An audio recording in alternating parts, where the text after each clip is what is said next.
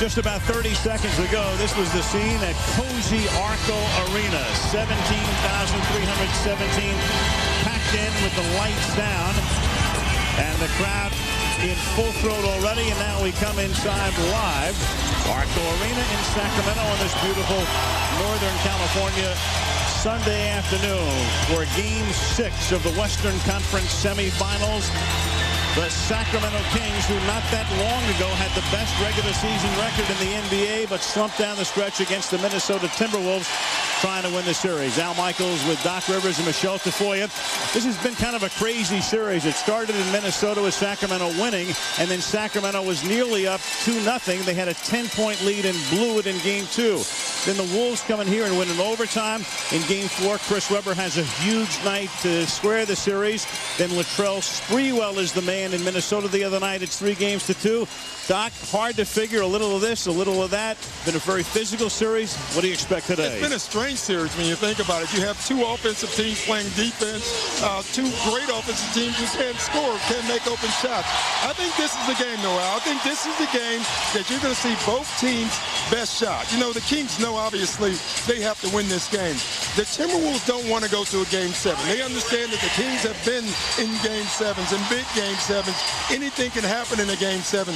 So I think you're going to see the best shot from both teams tonight. Yeah, the Wolves would like to wrap it up and then meet the Lakers on Wednesday in Game 1 of the Western Conference Finals in Minnesota. Sprewell, Garnett, and Johnson up front for Minnesota. Stojakovic, Webber, and Divac for Sacramento. Cassell and Cassell in the backcourt for the Wolves. Bibby and Christie for the Kings. And let's check in with Michelle Tafoya. Well, Al, as you said, Sacramento trying to push a Game 7. They want to be on a plane back to Minneapolis tonight. Kevin Garnett told me he wants to be a plane back to Minnesota tonight with nothing but the Western Conference Finals ahead of him. Latrell Sprewell encouraged his teammates to spend last night visualizing the kind of game they want to play today. Naturally, they were all visualizing a win. As Trenton Hassel told me, we're really trying to get this over with today. We see this as a chance to grow and make a name for ourselves. Al? Opening tip, Garnett took it, and Minnesota with the opening possession of the game. Sam Cassell, and we'll watch him with Sprewell now with the ball because Cassell has had back spasms.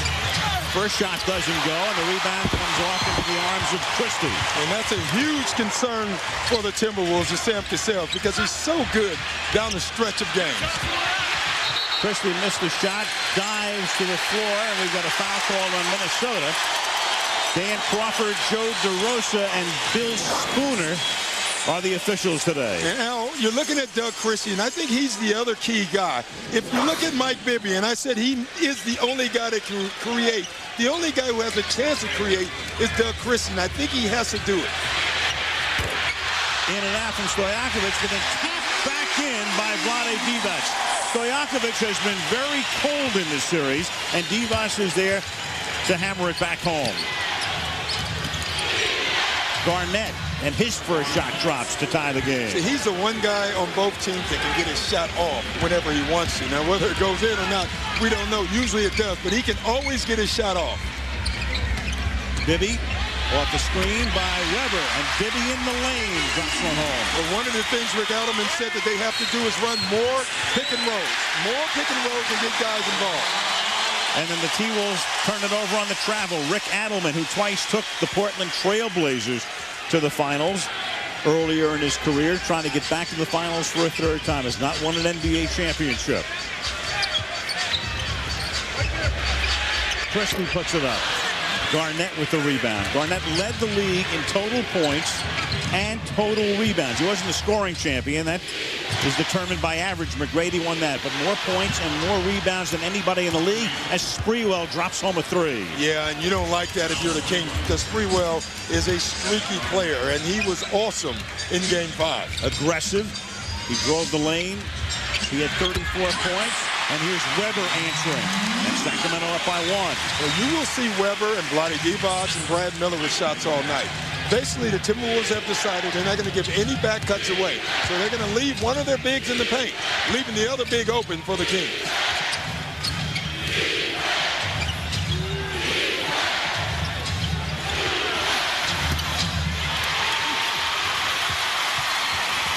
Divac taking it up court. Vlade's going to go all the way and puts it in. That might have been the slowest fast break in the NBA history right there. That was almost a 24-second violation when he goes coast to coast. Now Stojakovic with a steal and the basket.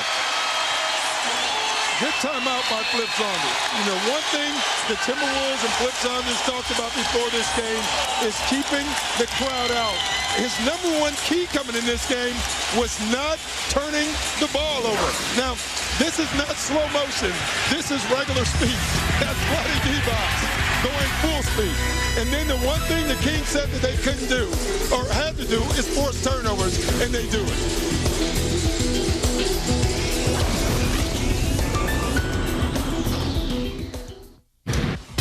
The NBA playoffs on ABC, brought to you by The Day After Tomorrow. When it's all on the line, play like there's no tomorrow. Bud Light, fresh, smooth, real, it's all here. And the new Chevrolets, 10 new cars and trucks in 20 months, an American revolution. Sacramento on a 6-0 run to double the score, 10-5. The Kings in this series have been cold. Remember, they led the league in field goal percentage and three-point percentage, but take a look at that. Everybody is down among some of the key guys, plus Peeler, who comes off the bench. This is a team that shot 46% from the field during the regular year, but only 40% in this series, and they're hitting only 26% from three-point land, Doc, and that's been the scourge of Sacramento. It really has. Minnesota has made some nice adjustments. The biggest adjustment they've made, Flip Saunders switched after game one, Bibby's big game. He put Latrell Sprewell on Mike Bibby, and their belief is if they can keep Mike Bibby out of the paint, it keeps everybody out of the offense. Bibby stole the ball. That's Bibby's third steal already. Now, it's funny, before the game, we talked to Flip, and the one thing he said they couldn't do is turn the ball over. They already have 3 turnovers. And underneath is a whistle, and there's a 3-second call underneath. Flip Saunders, who played his college ball at the University of Minnesota. That's where he met Kevin McHale, and the two of them have gotten together. McHale running the operation right now, and they have put together a team that was good enough to win the Western Conference #1 seed. That's why they would have home court advantage against the Lakers. But if Sacramento wins the series, the Lakers would have home court advantage in the Western Finals. All because of Kobe's last shot. Exactly. Against Foreman. That made Sacramento the #4 seed instead of #2. Foul here. The one thing Flip Saunders and Kevin McHale did, and we talked about this earlier, is adding Sprewell and Cassell. These are two guys who are good on their own right. You know, Kevin Garnett doesn't exactly make them better. They actually make him better, and that's why this team is better. And he agrees. He was willing to share the limelight. Sprewell in and out. Bibby with a rebound. Kings up by 5, trying to force a 7th game, which we played on Wednesday night, and among other things, give the Lakers more rest as Weber hits to make it 12-5. Now that's the 4th time already in this game that the Sacramento Kings have come out and run an elbow pick and roll, and Bibby is getting into the paint. The one thing the Timberwolves do not want him to do. Irvin Johnson, a defensive specialist, doesn't shoot much. That one well short. Christie comes down with the ball. Another elbow pick and roll. Yep. Bibby gets to the paint. All the way. That has to be a concern to the Timberwolves. Off the pick set by Divac, and again Saunders wants to stop it before it really gets out of hand.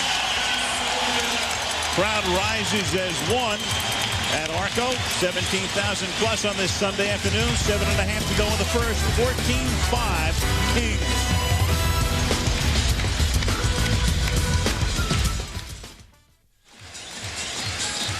Back in Sacramento, 14-5, Sacramento Kings. This is what we're talking about with the elbow pick and roll.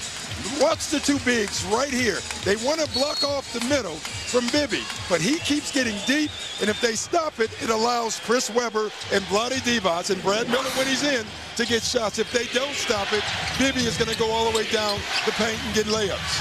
They're on a 10-0 run, and Cassell can't stop that run with that shot. Garnett and Bibby going after the ball. Last touched by Bibby. Meanwhile, Mark Madsen, who came off the bench the other night and had 13 rebounds in Game 5, comes into the game with Irvin Johnson out. There's the former Laker and Stanford star. And it's a great substitution because what Flip Saunders is looking for right now is energy. Because right now, all the energy is with the Kings. Sprewell out of the corner. Got it. Three-pointer for Latrell to make it 14-8.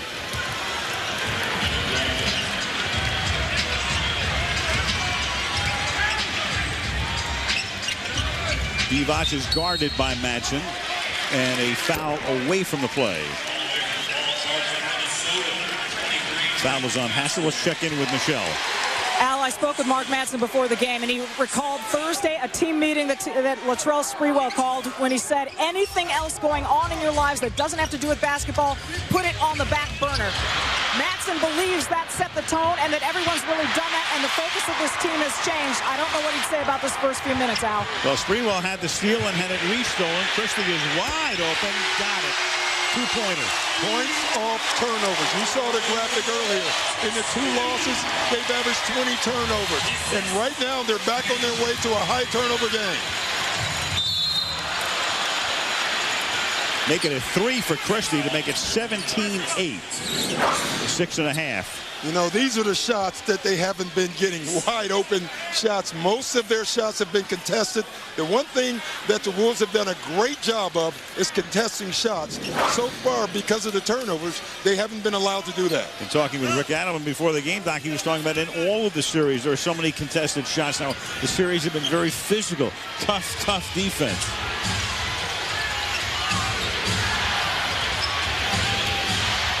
Garnett works it all the way outside. This will be a 3 that doesn't go.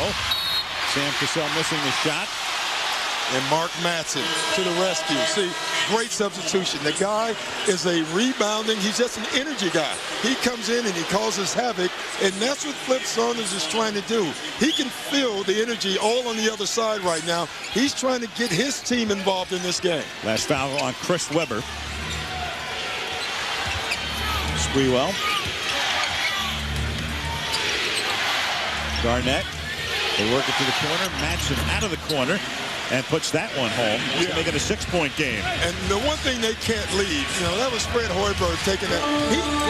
It's one thing to leave Trenton Hassel, but to leave Fred Hoiberg, that's exactly what he wants. He is a shooter. He is too. Bibby answers.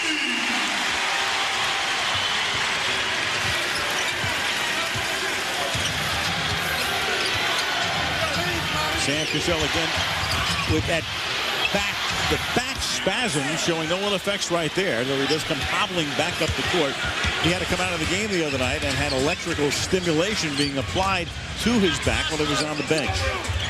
And Bibby's going to make him work, and there is Cassell coming away with the steal. Sprewell dishes it off to Garnett in the corner. Madsen is there for another offensive rebound, picking up where he left off the other night. Hoiberg got it. Mark Madsen has turned this game around, and Fred Hoiberg again with a wide open shot. But this is all Mark Madsen. It's his energy. He's kind of changed this game in the 2 minutes he's been on the floor. And that's one thing Minnesota can do that Sacramento can't, because Minnesota has a deeper bench. Rick Adelman, for the most part, just going with 7 guys, the shortest bench of any team in the playoffs. Divac. See, they're going to live with that because they would rather take away the middle drive. Sprewell. Rebound Madsen again. Fighting, scores it. And it's 19-18. That's 17 offensive rebounds from Madsen now in this series in fewer than 120 minutes on a permanent basis. That is tremendous. It really is, and everything is off his energy. Look how he hustles to the ball, makes things happen, and brings it out, kicks it out, finds Fred Hoiberg for a wide open 3.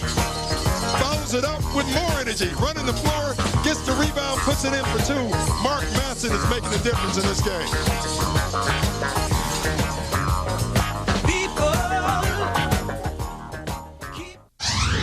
You're watching ABC Sports, home of the NBA Finals.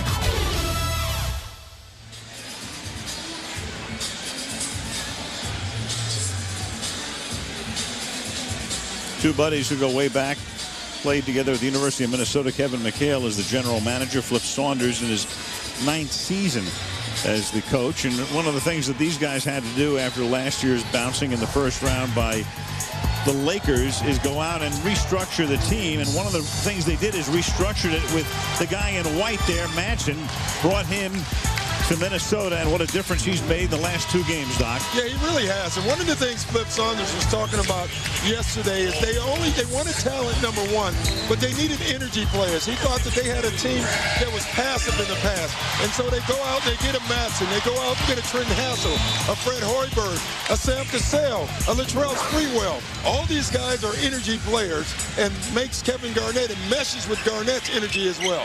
The big 3 in there right now with Madsen and Hoiberg. Bibby misses everything. Sacramento with a 1-point lead. Their biggest lead has been 9. 4:15 to go. Opening quarter, game 6. Minnesota trying to wrap the series up and get ready to face the Lakers. If they can do that here today, they'd meet the Lakers in Minneapolis on Wednesday as Sprewell connects the 3. Excellent set by the Timberwolves coming out of a timeout. That was set up for Latrell Sprewell all the way. Brad Miller is now in the game for the first time. D-Bot's out. Fed underneath. Stojakovic can't get it to drop. Hoiberg comes back the other way. And those are the shots that Rick Outerman was saying that they have to go in. And you can't miss layups. Again, they're hitting just 40%, and Sprewell another one, and that is the 6th 3-pointer for Minnesota. He is so streaky, and you know, when you get him going early, you usually have to deal with him the entire game. Sprewell is 4 for 4 from 3-point land, and we've played less than 9 minutes. Latrell with 12 points, 12 of Minnesota's 24. Now Garnett, guarded by Miller. Sprewell passed up a 5th 3 and then has it stolen by Bibby. He feeds Stojakovic. He can't get it to drop. Again, a blown layup. And now a 2-on-1. Cassell will stop from 16. 26-19 Minnesota, and Adelman has to take a timeout. Yeah, so Sacramento got up to that red-hot start. They've blown the lead. They've won a 9-point lead, and they're down by 7. Yeah, it's too bad, and great look, but that's what they need. The Kings have to get it going.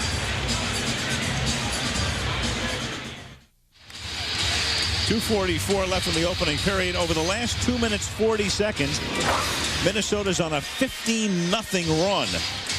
And 2 of them, Al, have come off Kings missed layups, and both of them have been Peja Stojakovic, who, you know, I thought that last decision by Bibby was great.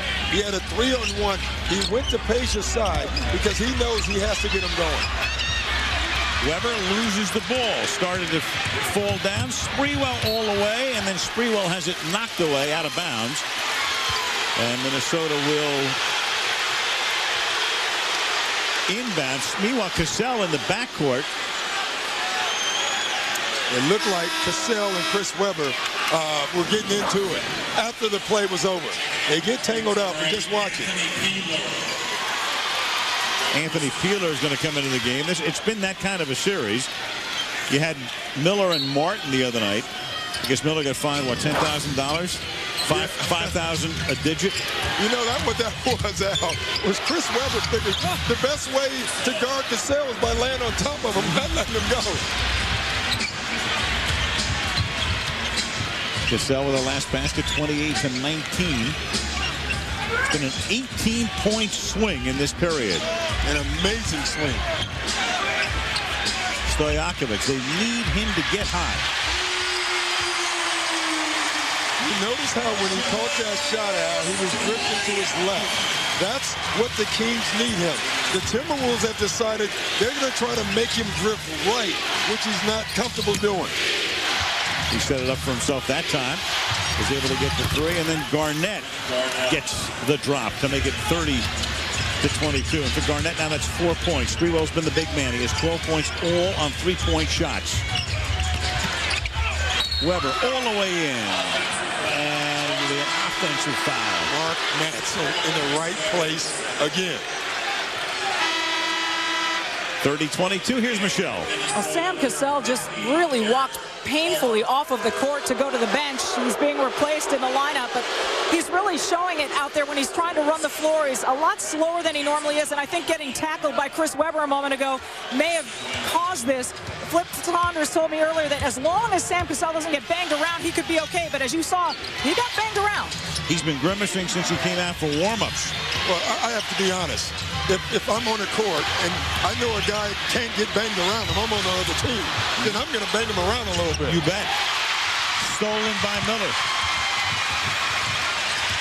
Bibby.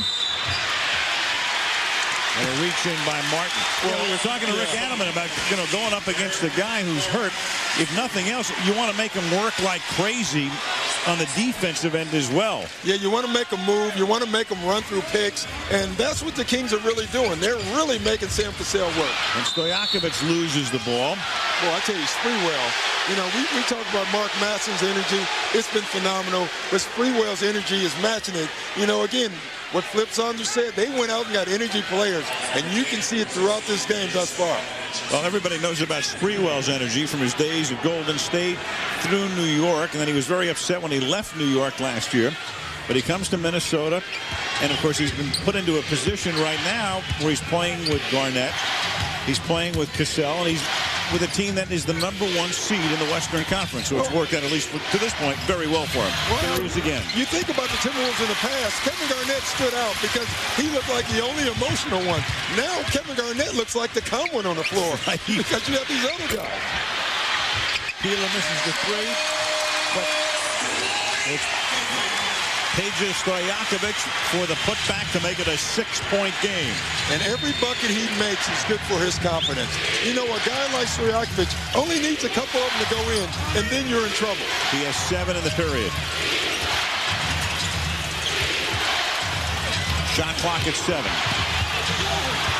Garnett underneath. Now Martin's going to get it away and get his own rebound to set up the probable last shot. A lot of standing around. 2 seconds. Martin's got to get it up and does. And that's the end of the period. But Sacramento came out hot, had a 9-point lead. Watch that evaporate. They're down by 6 after the first 12 minutes. It's Minnesota 30, Sacramento 24, the 6th game of the Western Conference semifinals on ABC Sports, home of the NBA Finals.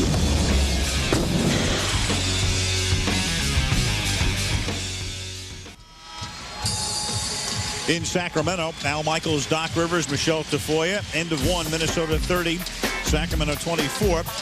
Well, the Wolves, with a restructured team, the star, of course, Kevin Garnett, he remained. And then Kevin McHale brought in Latrell Sprewell. He brought in Trent Hassel. And you look at their numbers in this series.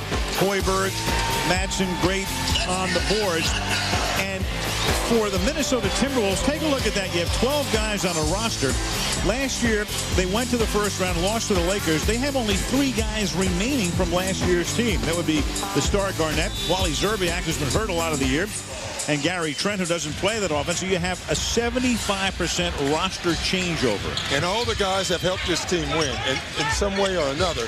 You look at this game, Al, and this whole series, it's been about the big 3, but it's really been about the other guys on the Timberwolves that have kept them alive in this series and have won games for them. Trent Hassel and Fred Hoiberg and Madsen have been absolutely amazing in this series. They have picked their spots, and those spots have been picked well enough to give this team a 3-2 advantage. And Bibby defending a little too aggressively and called for the foul. Webber has 2 fouls, and for Bibby, that's his first. Neither team has gone to the free throw line of the game. First minute, second quarter, Timberwolves up by a half dozen.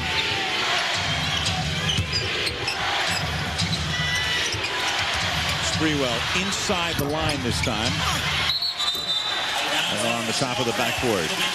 3 is 4 for 4 from three-point land. Let's check in with Michelle. Al, you showed the roster overhaul. Flip Saunders told me early in the season what surprised him most was how well everyone got along and how quickly they all got along. And Latrell Sprewell told me this is the closest team I've been on since my second year in the league. I really haven't experienced chemistry like this. Al? Yeah, Flip Saunders is a guy, as Bibby launches a 3 and connects to make it 30-27. Saunders kind of an under-the-radar guy, but keep in mind, this guy has coached his team longer than any coach in the league apart from Jerry Sloan at Utah. He's an excellent coach. He got a lot of flack, and unjustly, because the Timberwolves have never made it out of the first round until this year. But Al, this is the first year they were the favorite. Every year that the Timberwolves have been in the playoffs, they've been the underdog. Every year except for last year, they have not had home court. They finally get home court, and they have to play the Lakers last year, and so they lose. So Flip Saunders is an excellent coach, one of the more underrated coaches, in my opinion, in our game. He had those 7 first-round exits, but then with McHale supplanting the roster, restructuring it, coaching tenure in the NBA, of course, Jerry Sloan would be on top, 16 seasons. Then Saunders in his 9th. Greg Popovich losing last night, and Greg's team done for the year would be next in line. All West Coast coaches. Balance of power. Divac. Because when you say West Coast, you know, for Minnesota, it's Saunders on the western bank of the Mississippi. Yeah. Not quite West Coast. No, Western not even close. Yeah. 3-point game, Minnesota 32-29. Cassell back in the game and scores as Madsen went down hard. As a brick. Yeah. Ooh, boy. I thought a house had fallen on the floor. Splattered.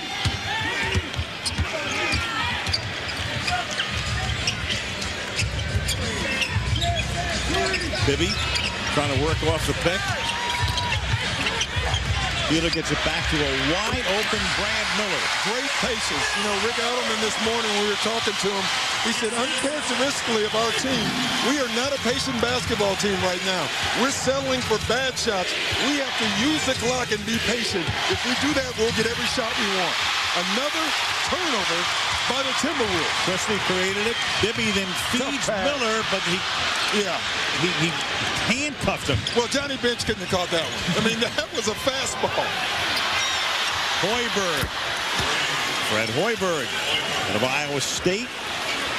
Fred Hoiberg's a killer right now. He has been. If you leave him open, he's going to make the shot. I think where they're most surprised with Fred Hoiberg is his defense.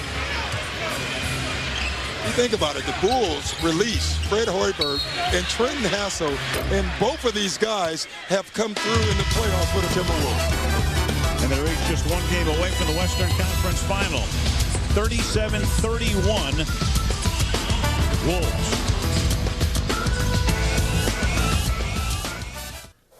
With Tom Tolbert and Byron Scott, Mike Tirico in the studio. Taco Bell's studio update.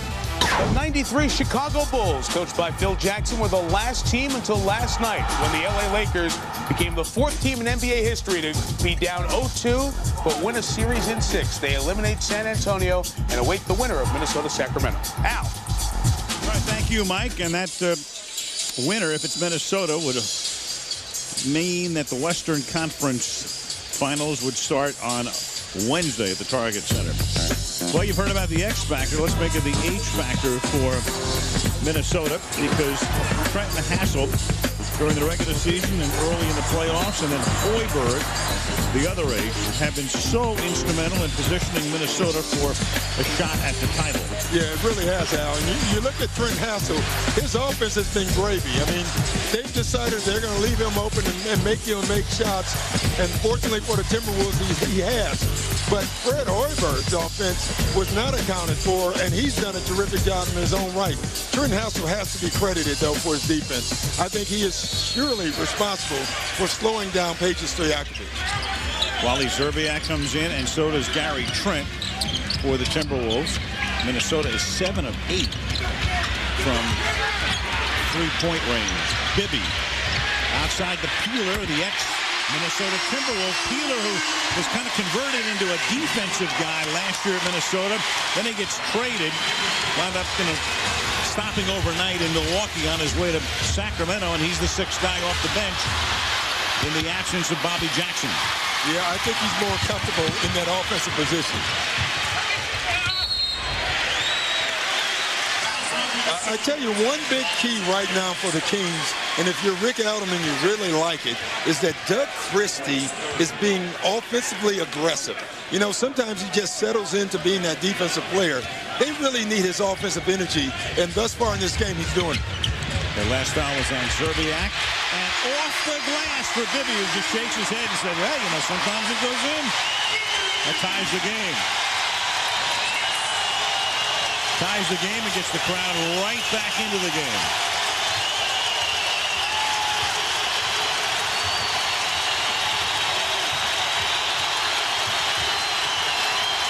Garnett, long two. And Bibby came up with the ball and got fouled. A great play by Mike Bibby. You know what he did, Al? He fell out of bounds on purpose, forcing the ref to make the call. You know, Mike Bibby, they need his scoring, and he's doing that. They also need him to get involved. Little things like this. Watch this. See, Mike Bibby forced that call. I don't know if it was really a foul, but it almost made the official, he had to call something. And you usually call a bump because there was a little bump there. Smart play by Bibby. And that foul, his second. Stojakovic directing traffic, then hands off to Bibby. Got it. Mike Bibby. The number one thing the Timberwolves said they had to do, Al, was what? Slow Bibby down. Bibby now has 14 points. He's the only King in double figures. Sprewell leading Minnesota. He has 12 all on three-point shots, but he's pressured outside by Miller. Shot clock at 4. Cassell has to launch it. Not even close, but underneath Trent is there.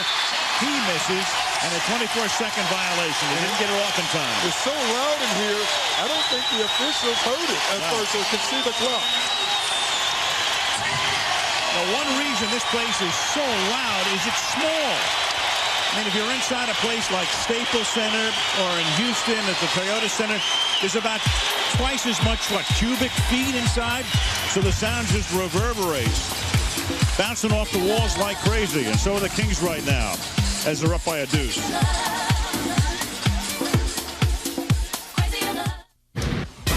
The NBA playoffs on ABC, brought to you by the Toyota Tundra Double Cab. Not just big, life-sized.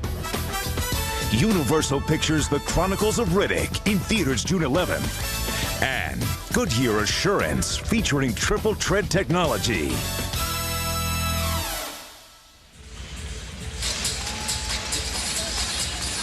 Controlling Bibby. We control Bibby, and he's not, in the paint and dropping it off to Divac and getting him 12 to 15 points and, getting Peja 3 to 4 easy looks at the three-point line and getting Webb 4 to 5 easy looks. When we control him, it's not that it's easy, but, it's a lot more simple. That's what Garnett said last night, and they haven't controlled Bibby because he has 14 points. He has a couple of rebounds. They're on an 8-0 run. He's had an assist on this run, a three-point shot, then a rebound, which led to 2 more. So Garnett summed it up pretty well. Yeah, he did, and he's right. I mean, he's the only guy, Bibby, and Christie you can make a case for also, that they create his own shot. So they need Bibby to be aggressive. Divac had it swiped away from behind, and then Sprewell, no basket. Traveling. He didn't get his feet set. He had trouble trying to time his jump, and so he had to take that extra step, or extra 4 steps, you might say. See, there is traveling in the NBA out. Yeah, they call it about once every 12 times. Here's Bibby. Divac the rebound. And Johnson came down on him for the foul. And we'll have our first free throw attempt of the game coming almost halfway through the second period. It's not a shot. You got 2 jump shooting basketball teams for the most part. So the fact that there's not been a lot of free throws in this series is not shocking at all. First promo of the game coming up, too. Here we go. Which team was the all-time champion? Log on to NBA.com. Cast your vote in the quarterfinal matchups of the all-time NBA Finals Challenge on NBA.com. Divac missing that one. Cassell up ahead to Hoiberg.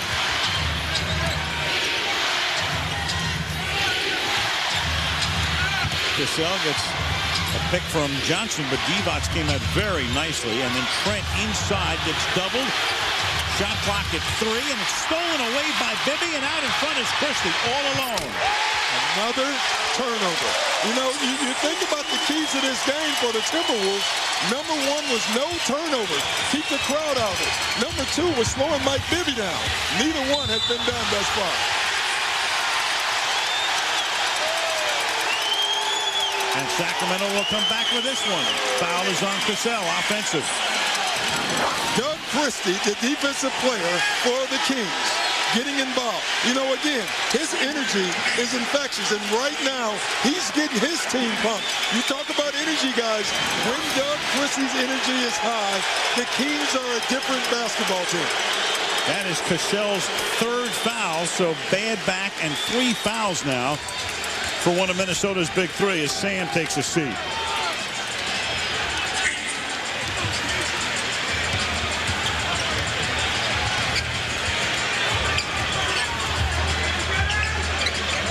Stojakovic guarded by Sprewell. Weber. Christie comes around. And Peeler is there for the rebound. But it's a loose ball foul on the Timberwolves. On Mark Madsen. And Flip Saunders is upset. Because he's really upset. He's saying that Peeler pushed off to get the initial rebound, and then his pushing off is what led him to fall into Mark Madsen, and that's why Flip Saunders is so upset. A lot of things going wrong right there. They're over the limit in fouls. They give up the tee, which Stojakovic makes. See, here's a rebound. You can see Flip Saunders already talking about the push-off. I actually didn't think it was a push-off. I thought it was a long rebound. They got tangled up. And then you had to call the foul because Mark Madsen ran into the ball handler. And Dan Crawford gives him the tee. Let's check in with Michelle. Yeah, Alan, you could almost see it coming because Flip Saunders has been jawing with Dan Crawford almost all game long. And Crawford has issued him a couple of, hey, Flip, step back, step back. That time he didn't step back, Al. And so after Stojakovic makes the technical, Peeler goes to the line, makes 1 of 2. It's a 6-point game. Sacramento up 43-37, trying to force a Game 7 in Minneapolis on Wednesday night. Stolen by Peeler. Sacramento doing a very good job here in the second quarter defensively, and on the other end, Weber misses here, but Stojakovic is there to put it back in. Everything now is off the turnover. Everything for the Kings is off the turnover. Minnesota has turned the ball over 12 times. And Miller has his hand right in Garnett's face. You know, you can do that as long as you don't touch him. He did. He touched him. He gave him a facial. He goosed him. He goosed his head. I didn't know you could do that. This is called the goose defense right here. That's classic. Wow. Even Brad Miller thinks that's fun. That's what I'm employing next year, Al, the goose defense. I like that.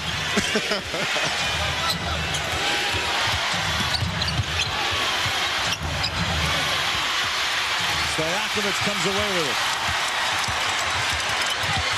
You know, right now the Kings are quicker to all the loose balls, which is unusual against the Timberwolves, who are a more athletic basketball team. That's what desperation does. Meanwhile, Sam Cassell aching back and 3 fouls on the bench. And that compels them to use Derek Martin, who got thrown out of the game the other night, but that was a pretty good trade because he took Brad Miller with him. I would take that trade all night. You know, it's funny when you get to the game 5 and 6. I've always thought 6 was the turning point. The two teams, I don't care how much respect they have for each other or like each other, they hate each other by game 6. You saw it last night, San Antonio and LA, two teams that you rarely see getting into, you know, scrambles. Did it all night last night. It's happening here. Familiarity will always breed contempt, especially in the playoffs. Sprewell makes it. 45-39. 4 minutes to play. Opening half in Sacramento. Game 6. Miller alone. That's the shot they're giving him. They're taking away back cuts, so the big man on the weak side for the Timberwolves is helping. It's going to let Brad Miller shoot that all night. Divac, the guy on the bench. Another turnover. Christie. Garnett chases him and forces him to miss the shot, but there was contact. I don't know if there was contact. They called it. Or that Doug Christie saw or felt Kevin Garnett behind him. A supposed contact for the foul. Great steal here. Yeah, I don't know if it was contact or more.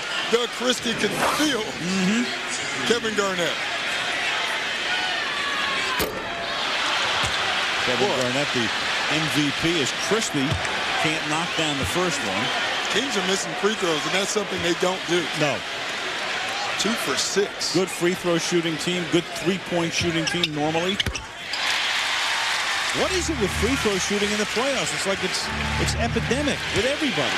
It's called pressure. Yeah. You know, it's called pressure.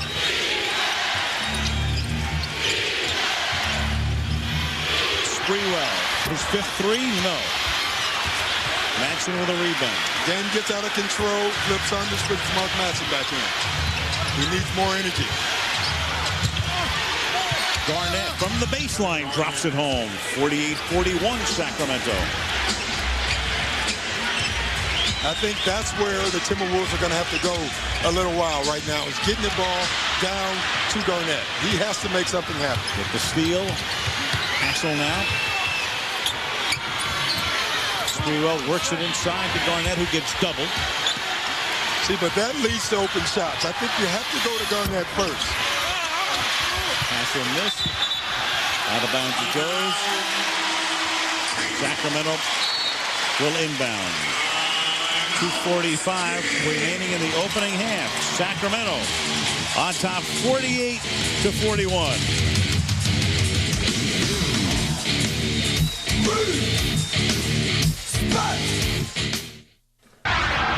A reminder, the Verizon Wireless Halftime Report coming up with Byron Scott and Tom Tolbert. 14-0 run, 17-0 run, one for each side. Been a very interesting first half. Well, I think for Sacramento, it's about getting out in the open court, whether you do it by getting steals or getting rebounds. You get out and getting easy opportunities. Right now, shooting close to 60%. Well, Minnesota, if you want to keep them out of getting out in the open court, you got to take care of the ball. You can't turn over the ball so many times, because if you do it with Sacramento, easy buckets. Their analysis of the first half. We'll hear from Shaquille O'Neal, some of his comments after the game last night, as we look at the Larry O'Brien Trophy and send you back to Alan Dodd. All right, thank you, guys. As we look at Brad Miller, Sacramento on top 48-41. And Brad Miller has been all over the place in all 6 games, Doc. Yeah, he really has. You know what he is? He's an instigator. And you need instigators on your basketball team. The Kings have never been known as a physical basketball team.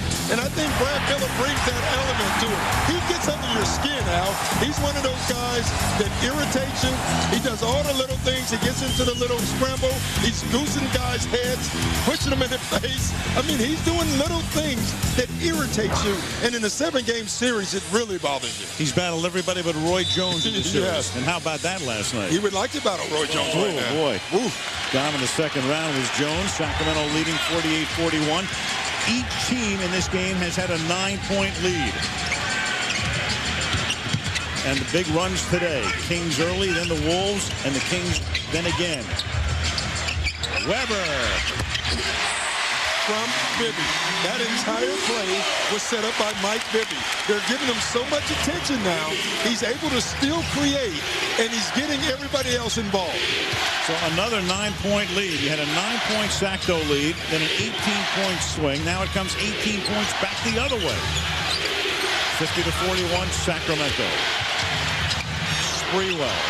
Passes up the three, sends it into the corner. Cassell missing. Miller with a rebound. You know, they're still giving Trent Hassell those shots. The difference this afternoon is they're contested. Guys are recovering back. And Hassell is 0 for 4. Weber missing here. Hassell with the ball. And 40 to go. Game 6. Saved by Garnett on the low bounce pass. Getting it back. And then fouled on his way to the hoop by Stojakovic. Now, we talked about Mike Bibby. I want you to watch all the guys watching Mike Bibby. Look at these guys here. Even this guy is looking. Everybody's watching Mike Bibby, concerned about him allowing others to shoot. And if Weber and Brad Miller and Divac can make those shots, the Kings are going to be good this afternoon. Like a magnet. Minute and a half to go. Wally Szczerbiak is in the game. Hassell comes out. Weber gets the rebound. Out in front to Christie. Oh, wow.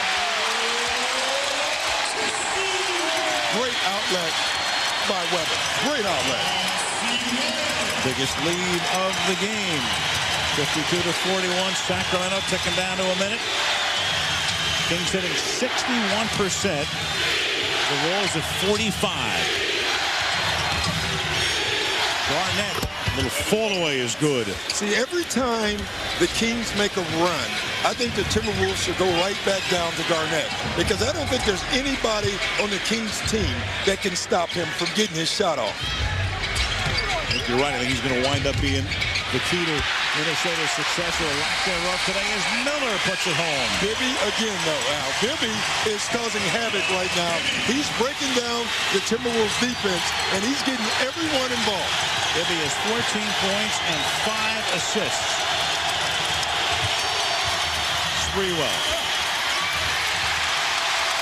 Stojakovic now, about a 4-second differential, game and shot. Bibby's going to launch it anyway. Yeah, I don't think that was a great shot, but that's how they played. So you have to allow them to do that.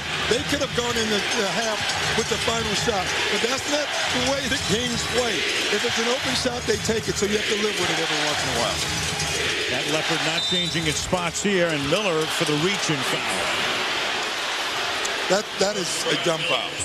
It really is. You know, the way he committed it, Al, the first thing I looked up to find out was they must have a foul to give. You know, that's the type of foul you don't want. You want to make them make shots. You don't want to give them points.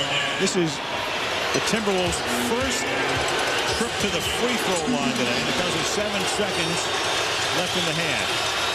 Garnett misses the first. Tonight on TNT, Detroit and Jersey. What a series that has turned out to be. Can the Nets advance in that 6th game? Tuesday night, game 6, Pacers, Heat, Miami trying to stay alive at home on TNT at 7:30.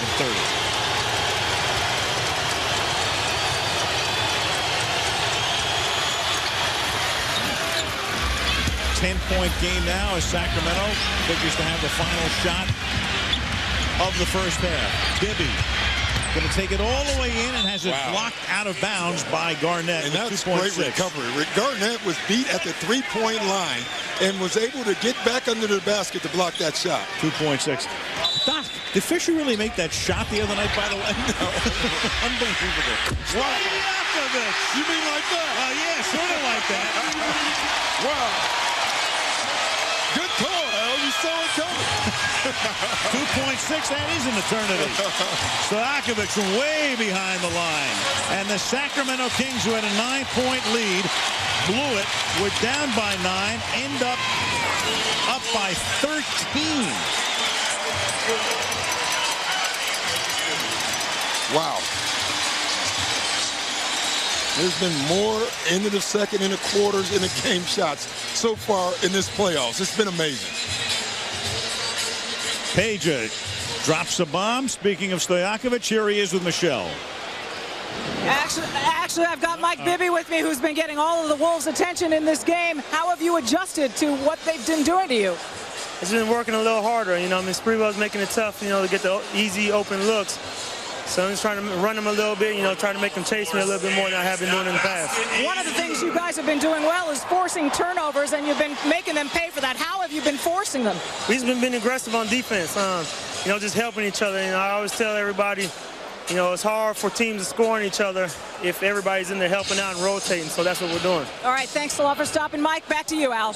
All right, thank you, Michelle. Sacramento was 24 of 40 from the field, and the Wolves were 18 of 40. So it's a 13-point Sacramento lead at the half. And after this break, Mike Tirico, Tom Tolbert, Byron Scott in our Times Square studio. They'll be along with the Verizon Wireless halftime report.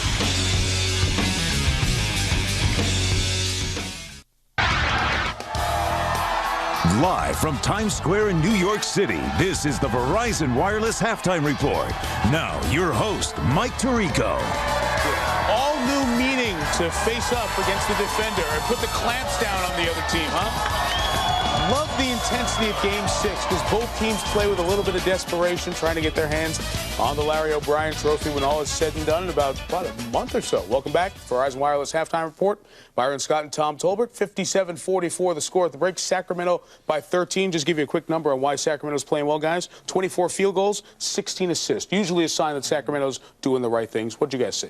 Well, you know what? I saw Sacramento doing all the right things, but I saw Minnesota making a lot of mistakes. You know, they're just turning the ball over way too many times. And when you turn the ball over with Sacramento, you're going to give these guys easy buckets. You know, the first one, Peja did a heck of a job of stepping in the passing lane, and this one can get a guy going when you're a shooter, a layup, and that's what he got.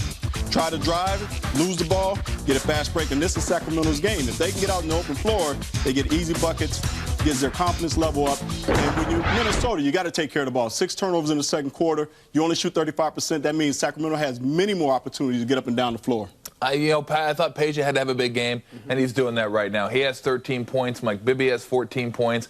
11 for 19 combined, and not just series. This is a team that wants to go further than just this series. And if they're going to do that, Weber's not the Weber. We know that. So Peja and Mike Bibby are going to have to carry the load, and right now they're doing it. Fun half to watch. 13 of 18 made threes between the teams in the first half. Thank goodness for Minnesota they hit 7. Otherwise, they'd be down more than the 13 they're down right now. Of course, the survivor of this series will get the Los Angeles Lakers in the Western Conference Finals starting either Wednesday or Friday. That great pretzel-like move around the basket on the Peyton lob by Kobe Bryant. Derek Fisher hitting shots with a little more than .4 left on the clock. All part of the Lakers' 88-76 win. Dunk of the playoffs. Yes. Down 0-2 a week ago. They become the 4th team to come back and win a series in 6. So now the Lakers wait, and Shaquille O'Neal, Kobe Bryant, Karl Malone and company get a chance to get a little breather. After the victory late last night, our colleague Jim Gray visited with Shaquille O'Neal.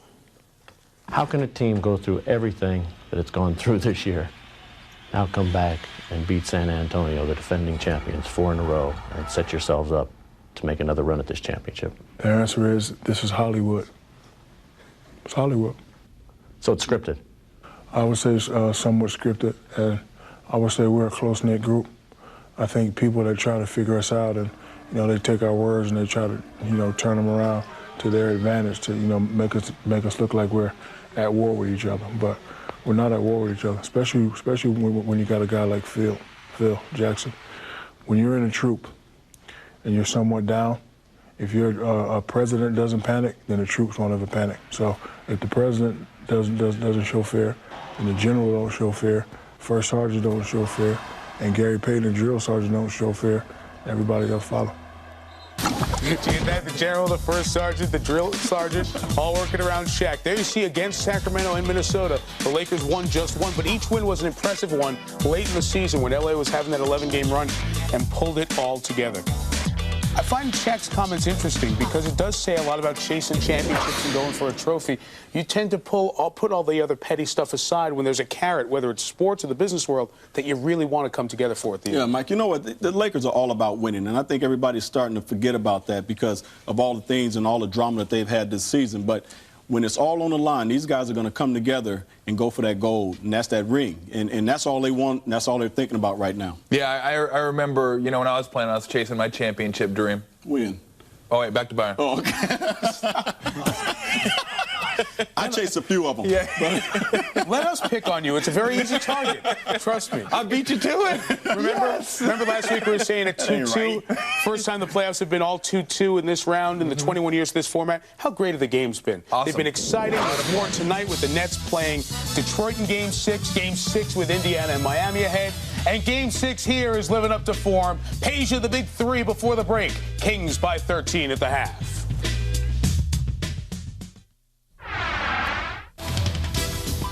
This halftime report presented by Verizon Wireless. We never stop working for you. Can you hear me now? Good.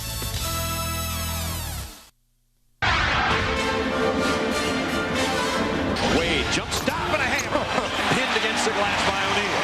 And now Artest coming the other way and jammed it. Nice pass to Ono. Lofts one, and it goes.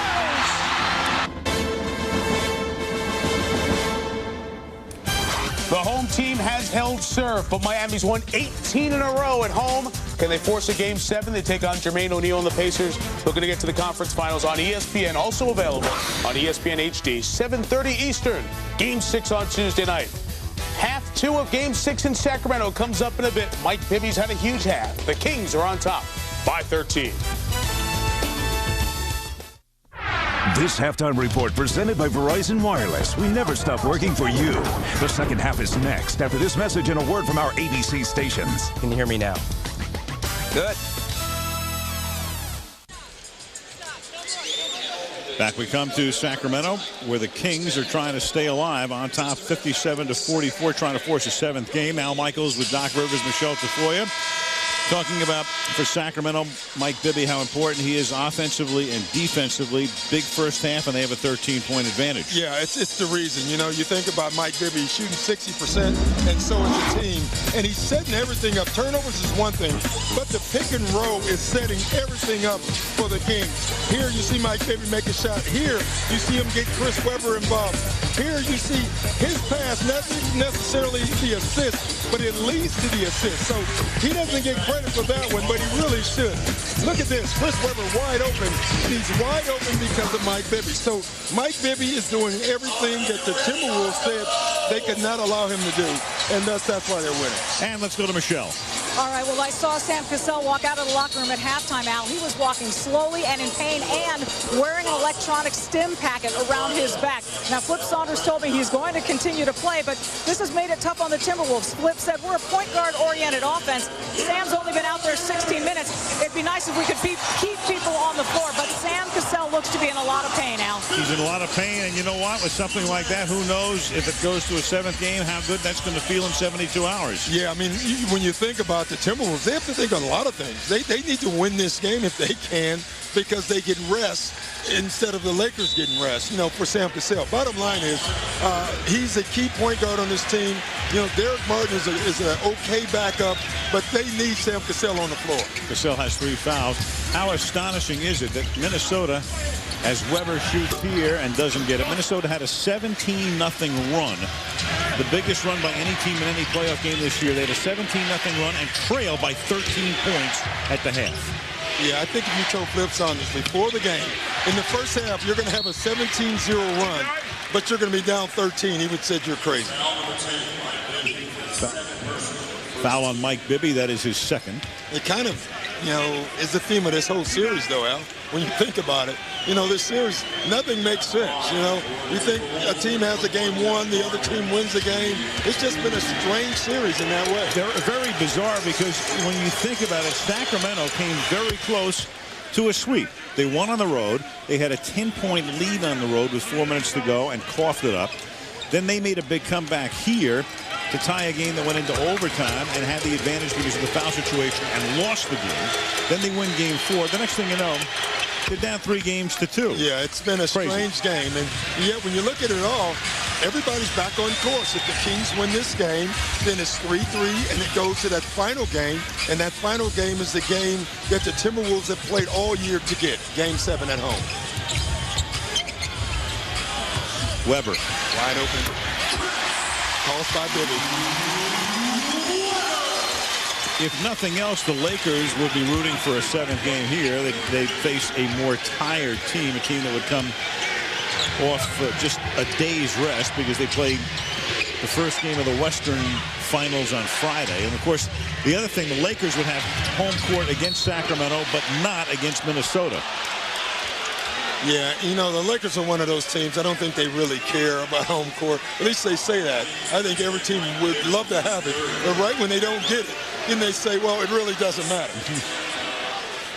Leading scorers, Sprewell and Bibby, each with 14. Bibby has just picked up his 3rd foul and is still joined with Dan Crawford. Sprewell from outside has it. And Latrell with a tray to make it a 59-49 game. Yeah, Latrell Sprewell has been the one constant in this game. He's picking up where he left off in Game 5. You know, big concern with Bibby. If they lose Bibby to foul trouble, then the Kings are in trouble, just like the Timberwolves would be if they lose Sam Cassell. And that's out of bounds off Sacramento. Sprewell 5 for 5 from three-point range today. The Wolves are 8 of 10 from outside the arc.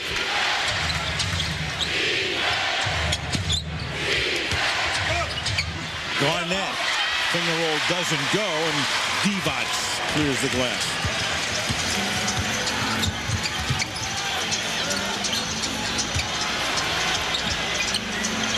Christie. Wow. Again, that's all set up on Bibby. Now look at the defensive end. I really like the adjustment that Rick Adelman has made. He's taken Bibby off of the two primary scorers and put him on Cassell. That way, Bibby stays out of foul trouble. Excellent move. And Bibby right now with 3 fouls. He is the only King with 3. Cassell is the only Timberwolf with 3. Stojakovic pressured in the corner, and the Kings will inbound with 12 on the clock.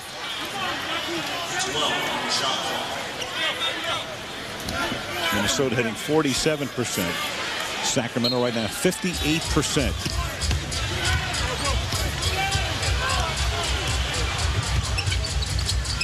Bibby. Rebound to Weber. And he couldn't get it to drop. And a whistle underneath and a loose ball foul on Divac. See, that shows where Weber is not back to where he was before injury, Al. Any other time, that's a quick move and a dunk. It took him forever to get the ball out. Just think about it. He got that rebound. Kevin Garnett was falling out of bounds and got back in time to contest the shot. Weber with a reconstructed knee after the injury last year. Well, 2 things in play. You know, you have surgery like that, and you're over 30 years old, Doc. Yeah, that and you haven't played all year, so you're playing catch up with conditioning. So there's a lot of things at play. Sprewell missing out of the corner. Wow. And you know, they put him on Trent Cassell to keep him away from the foul, Bibby, and yet Bibby is just called for holding. Now, let me tell you this. Bibby's last 2 fouls were not very smart fouls by him. They need him. I would rather give up this offensive rebound than then get caught holding on a 4th foul. And the other one was a flop that they had to give him the foul. So, you know, this is big turnaround here. Now you have to sit him down with 21 minutes to play in the game. So now who's going to create the offense? Who's going to create the offense from the Kings now? And they have to bring Peeler, the ex-Timberwolf, into the game. And the crowd hates that call. Foul on Christie. And Cassell, you can see how Cassell can barely get up. He can barely arise. He looks like you getting in the golf cart out. Thanks, Doc. He needs a shot here. I mean, you know, again, they're talking about the hits. And you watch him. And that is not only a foul on Christie, that's already the 15th foul in 3 minutes and 5 seconds. So they'll spend the rest of the quarter going to the line. But with 9 minutes left in the quarter, 8:55, you know, now the Kings, if you're thinking of the Timberwolves, they attack the basket, they get a free pass to the line. Cassell makes 1 of 2. This is when the great offense of the Kings is going to have to come through their movement. See, Mike Bibby is able to create his own shot and others. Now they're going to have to trust their offense and able to score without Bibby. Adelman calls a timeout. Kings by 9. The NBA playoffs on ABC, brought to you by Sky Sport, the new low-carb ultra-premium malt beverage with a taste of citrus and cranberry. And Warner Brothers Pictures' Harry Potter and the Prisoner of Azkaban, in theaters everywhere June 4th. Playoffs continuing. Big one tonight at the Meadowlands. Detroit at New Jersey. Nets trying to advance. Pistons trying to stay alive. 8 o'clock. TNT. Indiana at Miami. Game 6. That's Tuesday night. Heat trying to stay alive. Pacers trying to advance. Finals, of course, starting on the 6th of June. It's a Sunday night, and we'll be there for Game 1 of the NBA Finals. Indiana would have home court advantage if they come out of the East, because they had the best record in the league. Minnesota would have home court if Indiana doesn't, and Minnesota does. As you look at Sam Cassell, and he went down, and of course Sam with that back problem, the back spasms over the last week or so. And there's a stimulator, and let's check in with Michelle. Yeah, he's actually wearing wires on his back throughout this game now. They've got him taped to those wires underneath his uniform. So when he comes to the bench, Al, they just have to plug him in, turn on that stim, and let him get treatment during every available moment. Al? Good Energizer Bunny commercial, I would think, in play here. Shot clock violation. Peeler couldn't get it off in time. Think about it. The first possession that Mike Bibby is not in, the Kings get a 24-second violation. That's because they don't have that guy who can create the shot. Bibby with 4 fouls. Picked up the last 2 in a big hurry. That was the first Kings turnover in this half. It's saved at the baseline. It comes back out to Cassell. And I think they're going to argue that the ball didn't touch the rim, so they should reset the clock. I'm not so sure. I didn't have a good look, but that's what the argument here. The officials are saying it did or didn't. They're saying it did not touch the rim, so they're setting it back to 7 seconds. I would agree. Looked like an air ball from here, 7 seconds as they inbounded. Cassell to inbound. Looking for Garnett. Garnett then volleyballs it over to Sprewell. What a play. It's a staple play that the Timberwolves have run for 5 years, because Garnett can always get the ball. They throw it up to him. They know they're going to help, and he passes it to the open guy. Beautiful tap job, and that's 6 3-pointers for Latrell Sprewell. Stojakovic. Sprewell coming back the other way. It's a 6-point game. Cassell. Yeah, I think it's difficult for Cassell to get his legs up under him. That's the second 3-pointer that he's been short on. He might have to give up on that shot until he gets looser.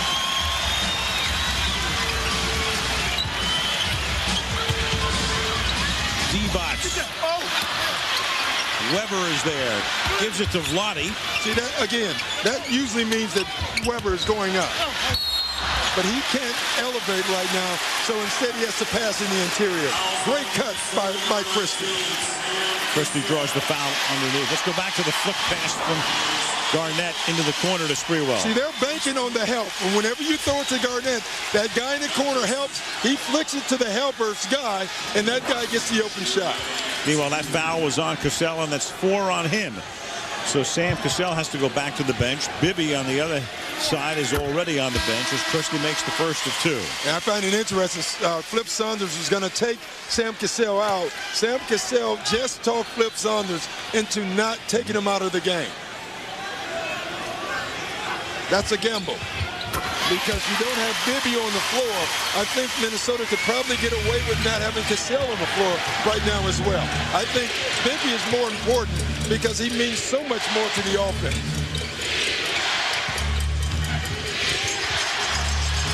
Sprewell goes down, looks to get rid of it, does.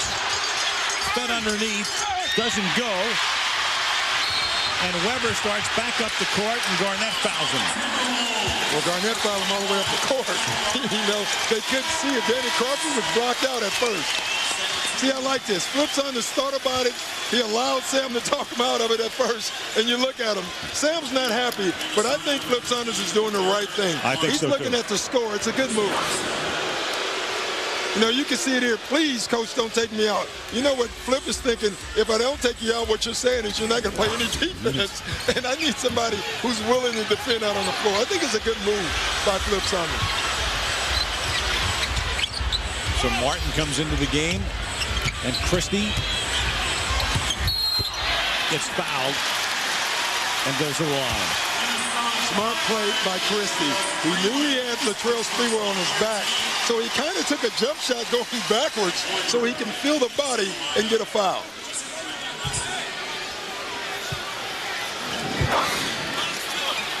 You know, You know, Mike, you can get a manicure downtown for about 20 bucks.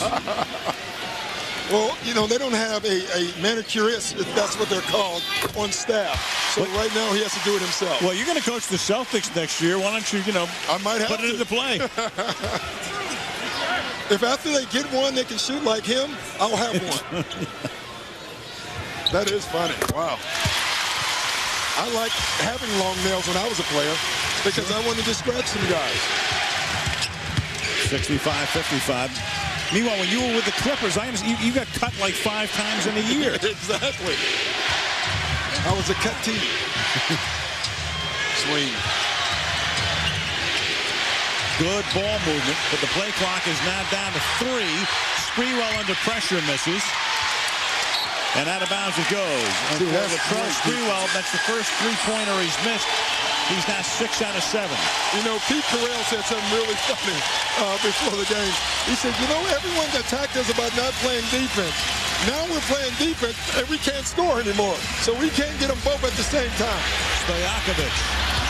Floating right. You see that? Floating right. Yeah. That's what they're trying to make him do.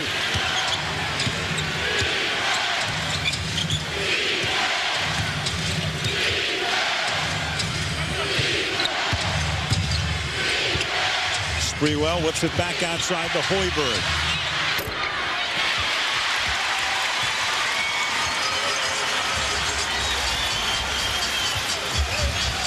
Five and a half remaining, third period. 10-point Sacramento lead. Trying to force a game 7. Weber underneath and curls a jam. Now that's athletic. Wow. An athletic move and a great pass from Bibby.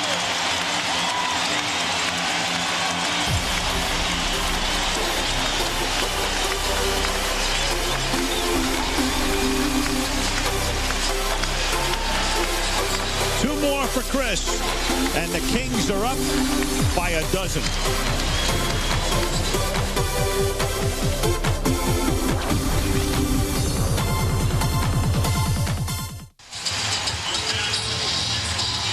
(67-55), Sacramento on top, trying to force a 7th game in Minneapolis on Wednesday. Best records for coaches who have not won a title. Jerry Sloan topping the list, so he's come close. Paul Westphal will be next, and then there's Rick Adelman, who's won 61% of his games. Larry Brown and Jeff Van Gundy, others with tremendous success, but in Rick's case, twice to the finals with Portland, but no Larry O'Brien silverware. Yeah, and for the most part, those coaches play better teams.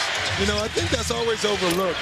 You know, like Flip Saunders, they keep talking about him again by not getting out of the first round. If you're playing a better team, usually you don't win those series. I said silverware. I guess I meant goldware, huh? The golden ball. The gold ball, as Jack keeps referring to it as. Christie missing. And the rebound taken by Miller away from Garnett.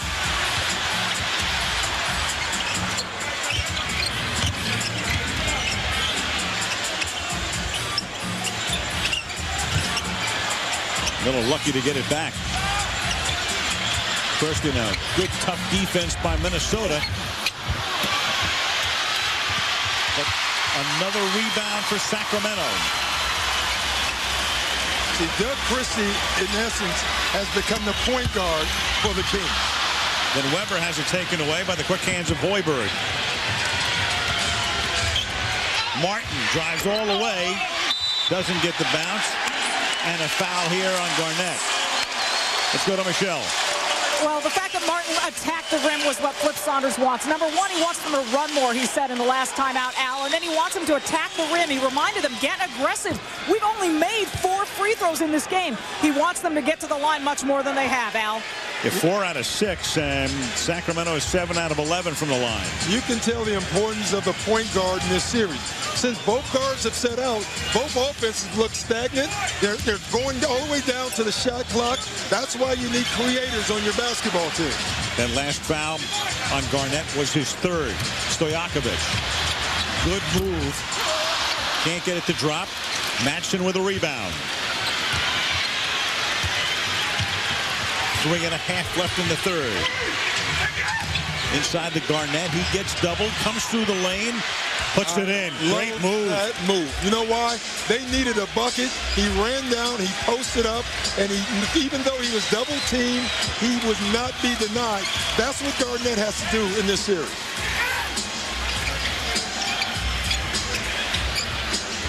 Peeler out of the corner. Led the league in three-point percentage, and then Miller gets fouled underneath. Minnesota went to a zone on that possession, and, you know, I don't know if that was a great move. They were already struggling running their offense with Bibby out of the game. You know, in a lot of ways, that allows the Kings to get one of those open shots with the zone, and number two, it allows them to rebound. And one thing zones do in our league, or in any league, it makes you a weaker defensive rebounding team. Brad Miller makes the first or second. NBA TV immediately following every playoff and NBA Finals game. You can tune in for post-game press conferences. Live and unedited. You know, you talk about game inside the game. Right when Matson went in, Rick Alderman called for Brad Miller. So I think what Rick Alderman is going to try to do, he knows that Matson is their energy guy. He's going to try to mask him with Brad Miller to try to take that away from him. Matson underneath. Was pressured. Garnett can't get the drop. Miller with a rebound. Elbows flying. And a foul. See, Brad Miller, in a lot of ways, you think about it, he's taken away what Matson does. Matson had a dunk. Brad Miller blocks the shot. Brad Miller gets the rebound. Now he's the energy guy. So it's working out perfect for the Kings. They had to find a way to match Matson's energy. Rick Edelman has decided, let's use Brad Miller to do that. He was on his way to doing it the other night, but then Derek Martin got into the act with him. And down went Martin. Yeah.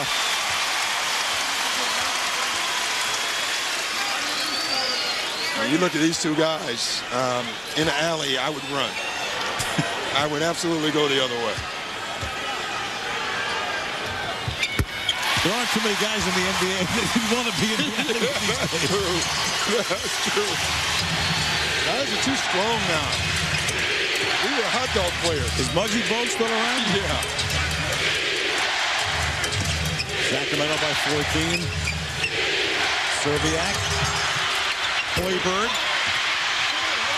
Madsen keeps it alive. Garnett. Get it to Garnett. Yes. And that's Garnett, what they have to do. With a foul underneath. And again, it looks like Miller and Matson were getting into it again. But I think the Timberwolves are doing the right thing. They're trying to get it to Garnett. I think right now, with their offense, you can see a little bit out of sync. He's the one area that they can go to, him on the post. And I like that Garnett is trying to get it down there. On the other end, with the Kings, they're trying to score through their motion. They know they don't have that great post player because of Weber's help, so they're just going to try to use their motion to score. That foul was on Christie, his fourth. Let's check in with Michelle. Well, Mark Madsen, the energy he brings to this team is not well understood by his teammates. They've told me he doesn't drink caffeine. He drinks no coffee, eats no chocolate. They'd like to imagine him on a Red Bull, but they've never seen it out. They don't know where he gets it.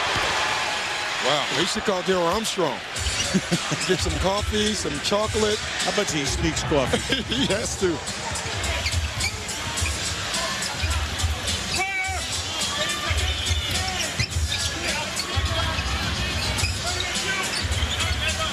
Weber.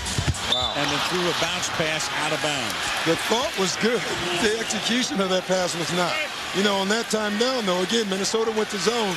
And without Bibby, it did have an effect. Cassell still on the bench. He has 4 fouls. Bibby has 4 fouls, and so does Christie for Sacramento. Stojakovic is alone in the corner. And Wally, who had missed 3 weeks with 3 small broken bones in his lower back and missed most of the season because of a foot ailment, hits here to make it an 11-point game. And then Sprewell creates the steal and the uncontested jam to make it single figures. 71-62. Look at the Kings' offense right now. It's stagnant. No one's moving.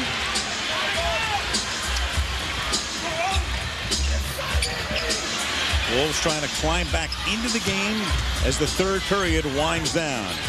Stojakovic. Wow.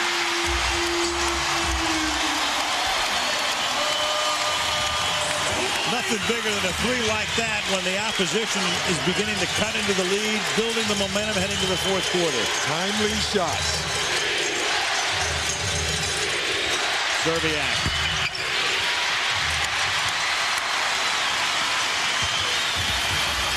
Final minute. Period 3.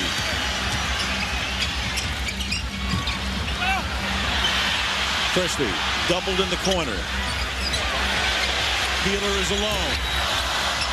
Peeler had a 48% three-point average this season, but has missed a couple here in the last couple of minutes, and it's a 12-point game, and Divac returns for Sacramento. Weber out. You know, Rick Alderman's been getting a lot of heat because he's really only playing 7 guys in this series. And, you know, they say you can't do that. I disagree with that. You play your 7 best guys. If those are the guys you trust, that's who you have to play. Well, if the disparity between 7 and 8 is so enormous, you're right. You can only play 7. You play 7, and Christie scores. And Garnett is down. Garnett in backcourt. He never got across the line. Garnett, as play continues, very slow in getting up. And a lot of agony, and Peeler goes after him. Peeler threw 2 left elbows at Garnett. Well, I'm going to say this. Garnett threw the first one, Al. Garnett threw an elbow at Peeler first, and then Peeler responded back at him. Bad play by Garnett first. You know, it's a lot like the Miller thing. Now, I don't think they saw Garnett because the refs were behind Garnett. But not a very smart play. And the craziest thing of all is, why would you jeopardize in a 6th game a suspension in a possible 7th game? You can't. Even getting in anything like this is crazy. You can't do it. You can't do it. And you know, emotions. I've been in fights as a player, but not now. Let's go back to the genesis here if we can find it. Very much like the Brad Miller and Martin play. Very much. Okay, that started it. Now, when you watch them come back down the floor, see, Garnett threw the first one.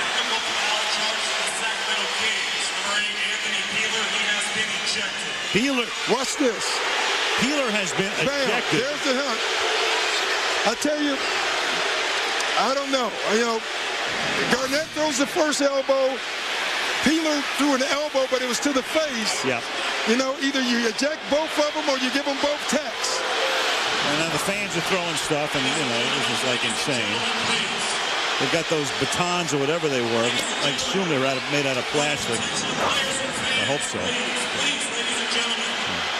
They're still going to hurt if they hit us. Yeah. Look at the glow sticks. Yeah, this is the Maloof brothers are up there trying to tell the crowd to knock it off.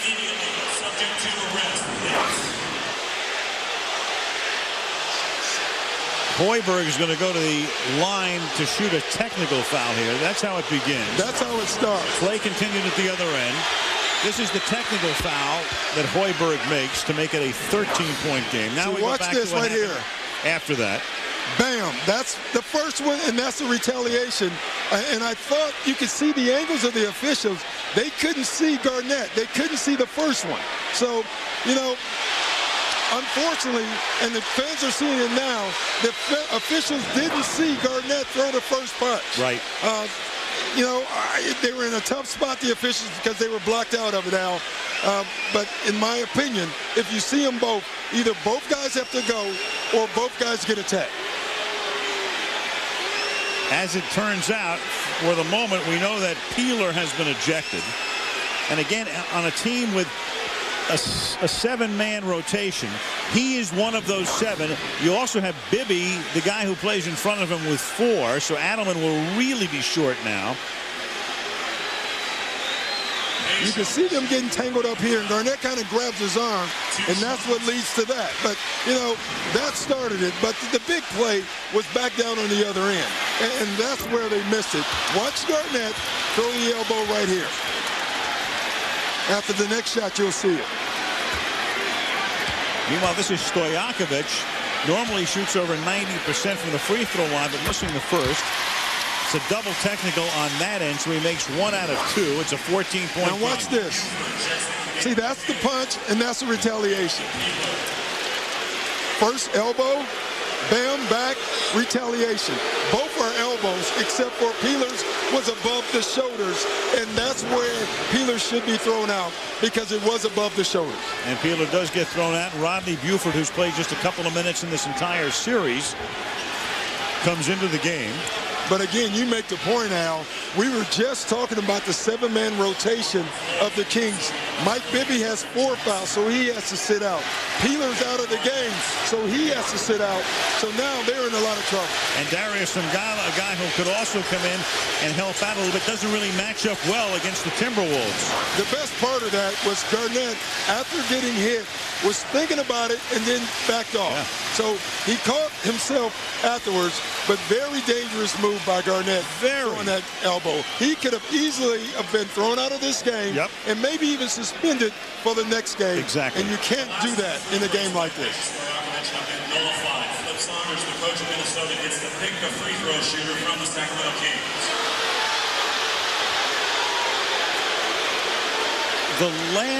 The last 2 free throws are going to be taken again because Saunders actually gets to pick the King to shoot them after Stojakovic had gone to the free throw line. You know what? I wouldn't do it. You know why? Because Stojakovic missed 1. He missed 1. I'm thinking the same thing. He gets to pick anybody. So he picks Jabari Smith, who averaged 2 points a game, and of LSU, and let's see if he makes 1 of 2. He's already tied. He's already tied. I would have said that's okay. We'll take it. Yeah, the deal was, I would take the 1 of 2 from Stojakovic. So Jabari Smith only in the game because Saunders said, I'll go to the end of your bench. I'll find the last guy. I'll find the coldest guy. I'll find the guy who probably won't make 1 of 2. He brings in Jabari Smith. And Flip just got Jabari. Yeah, he just basically gave the Kings an extra point. There was also a personal foul on Garnett just to do the rest of the housekeeping, his 4th. You've got 6 seconds left in the period. And Stojakovic doesn't make the last shot of the period, but the Sacramento Kings have a 15-point lead with 12 minutes to go in the 6th game of the Western Conference semifinals.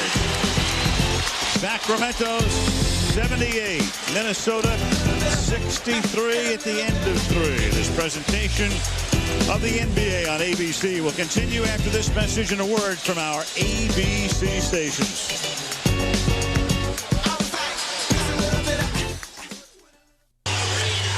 Minnesota led by 6 at the end of the first quarter. The Kings had a 19-point advantage in the second. And now we've played 3, and Sacramento is up by 15 in what has turned out to be a pretty wild 6th game. Al Michaels, Doc Rivers, Michelle Tafoya in Sacramento. It really has. And, you know, we talked about it a little bit earlier, that those Game 6s start turning into nasty series. That's for good basketball, but it went too far. It all started, to me, when Madsen and Miller came back in the game. You know, the energy turned into something else, and then Peeler and Garnett get into it. And then the 4th quarter begins. Rodney Buford, with Peeler having been thrown out of the game, is the guy who's going to have to see action in place of Bibby. Sprewell's shot is short. Saved in the corner, and it comes all the way back to Cassell. It was saved by Hoiberg. Then Garnett can't get there. Christie does. Leads the break. To Stojakovic. No basket. Boy, Christie should have taken that out. When you get that close to the basket, the pass is difficult. Number 1, you would be in the act of shooting. Number 2, now you don't get that. I find it interesting that they're bringing Mike Bibby back in. You know, with a 15-point lead, you may be able to milk it a little bit and keep him on the bench, give him more rest, and keep him out of foul trouble. Well, he has 2 remaining, but Cassell only has 1 because he just picked up his 5th. So Cassell with 5 fouls as Christie goes underneath. It gets swung out to Buford. Now Peja. And Stojakovic goes all the way and can't get it to drop. Yes, Garnett being there made him miss that shot. Meanwhile, Cassell with 5 fouls, 15 in a row. he's had at least 5 fouls. And Garnett goes all the way in. See, the Timberwolves are doing a good thing. They know that their offense is stagnant. They're going to go down to Kevin Garnett.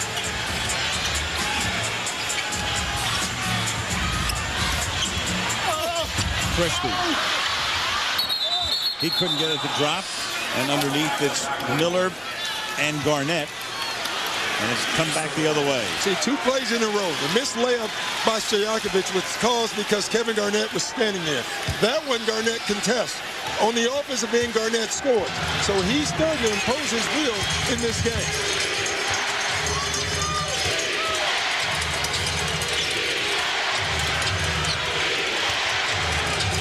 Hoiberg back to Garnett. Shot clock at 7. Stojakovic clearing the glass. And very well defended by Brad Miller.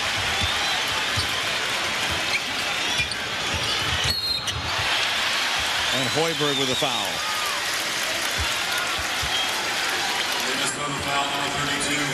In these playoffs, the only team to overcome a double-digit deficit and win a game in the fourth quarter would be Minnesota. They did it against the Kings in Minneapolis in Game 2. In fact, they were down, not only down in the fourth quarter when it began, but as Stojakovic hits 3, down by 10 with 4 minutes to play. Yeah, and that's a rare open look for Stojakovic. You should just give him those. Those are layups to him.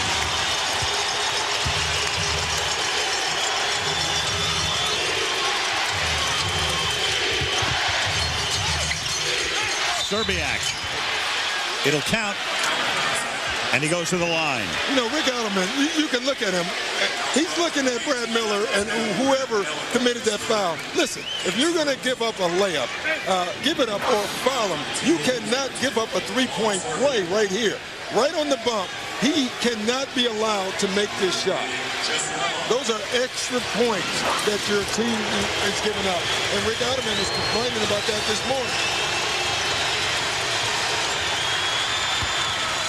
3-point play for Szczerbiak to make it a 13-point game. Under 10 to play. Fourth quarter, Game 6.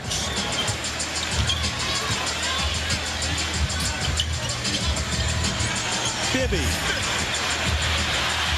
4 times it bounces. You know, the offense looks pretty good now.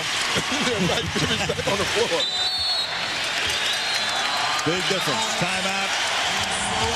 Timberwolves. 9:23 remaining in the fourth as Bibby drives. The fourth time is the charm.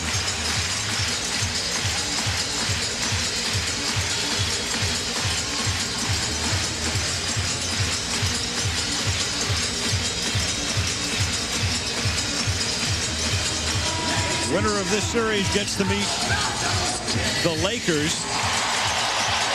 What's the better matchup for the Lakers between these two teams? I think they both pose their own problems. You know, Sacramento has played the Lakers probably as well as anyone. But, you know, the Garnett factor with the Timberwolves, Latrell Sprewell has been to a final. Sam Cassell has won a finals. You know, it would be interesting either way. I think it'd be a very difficult series for both. I think it'd be a great series either way. I do too. And this is going to be a pretty good series because right now it looks like it's going to go down to a 7th game. Each team knows how to win on the other team's court. You've got all kinds of stuff going on. It's been very, very physical. And if it does go to a 7th game, that should be some ball game in Minneapolis. It really will be. The only thing I would say, you know, the Timberwolves have an advantage in that because they're at home, and the team usually wins at home. But you look at the other way, the Kings have been in so many Game 7s, you know, that you got to feel that they have a little advantage also. Heartbreaking Game 7s.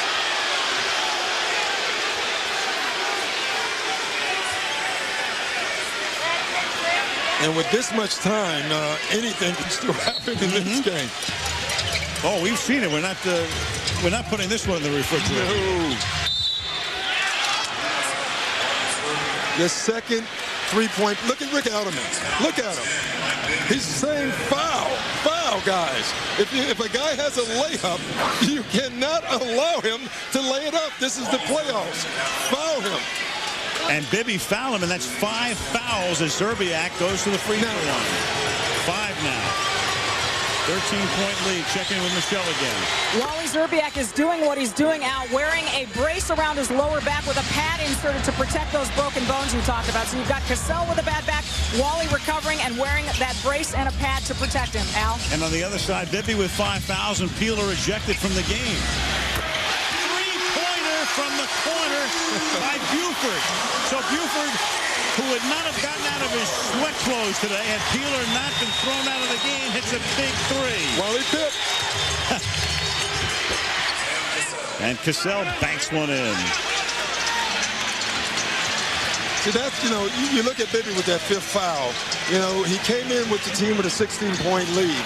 That's why I probably would have waited a little longer to put him in. You can sub him by score. As long as your team is up, you can leave him on the bench. Stojakovic, the rebound to Cassell. Look at Cassell. He's in agony. Szczerbiak dishes it out to Latrell Sprewell. It's going to be timeout time pretty quickly for the Kings. You cannot allow this game to get out of control.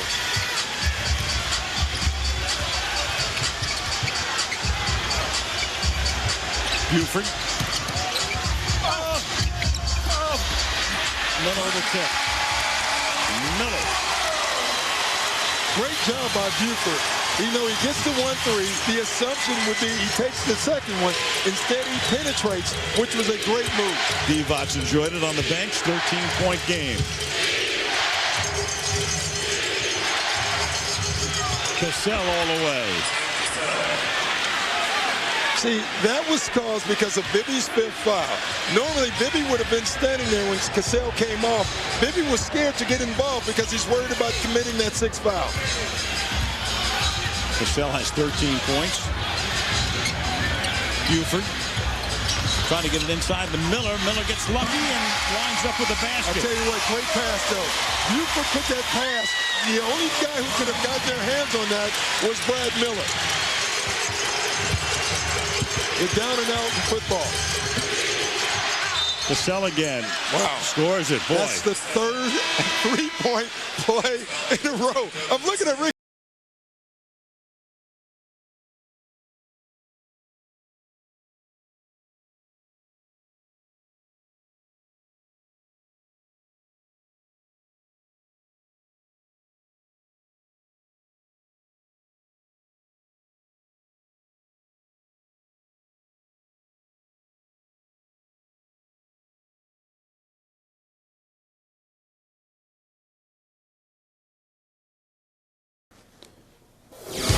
Tirico in our New York studio. Gatorade X Factor update on the way back to Sacramento. The wild finish in Michigan on Friday as Chauncey Billups sent the game into overtime that eventually got to triple overtime. But the heroics of Jefferson and Scalabrine gave the Nets the road win in Game 5. Pistons won 2 road Game 6s last year. They try to do it tonight in New Jersey. Back to Al. Thank you, Mike. And here it's an 11-point game, 6:49 to play. 4th quarter. Here's Michelle. Well, in that last timeout, Al, Flip Saunders getting into his team's face saying, look, we've won 3 times in this building. It's the same building.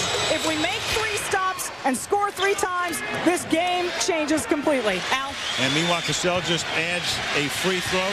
3-point play, 16 points for Sam now. And the 3rd 3-point play in a row. Just think about it. If they just got the 2 points, then they would still be up the Kings 13 points. And the Kings was very serious. Trouble as Buford gets underneath the basket and gets free. Boy, 3 sensational plays by Buford since he's come into the game. And he has to play well because they've got Bibby with 5, Christie with 5, and Peeler's been thrown out of the game. See, they're trying to draw Bibby's 6th foul right now. Garnett. Stojakovic to Bibby now halfway through the 4th quarter.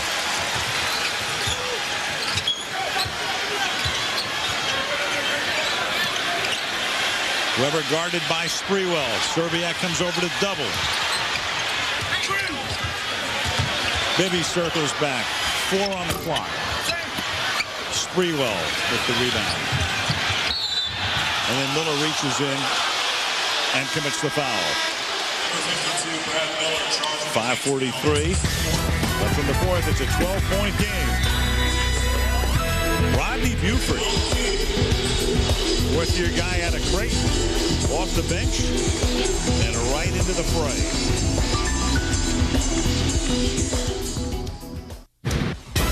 The NBA playoffs on ABC, brought to you by The Day After Tomorrow. When it's all on the line, play like there's no tomorrow. The Pilot, built by Honda. It gets you surprisingly close to nature. And Hotwire.com. Get a 4-star hotel for a 2-star price at Hotwire.com. Time for the All-State Good Hands players. A little different twist on this one. A good hands play. That's pretty good. Trying to make the hands good while he was doing that, while Bibby's on the bench. That's when Jabari Smith came in to make 2 free throws. Buford plants a 3. Yeah, pretty good hands. You know, it's funny, in this series so far, it's been more Trenton Hassel and the guys off the bench from Minnesota who have made the difference. This afternoon, it's been the Kings' other guys who have done well for them. And that is the big shock in a 7-man rotation with one of the guys having been ejected in Peeler. Sprewell fouled on his way to the basket. Meanwhile, Hassel has no points for Minnesota today. But you know what? I mean, obviously a bad foul. He gets to the basket, but that's what you have to do. Sprewell has a layup if you don't foul him. Now at least he has to make 2 free throws to get to 2 points. First time that Latrell has been to the line today. He's 6 of 7 from 3-point country today. 10 of 22 from the field, and he has 26 now, 27 points as that one drops. Sprewell coming off a 34-point game. He was the dominant figure in the 5th game on Friday.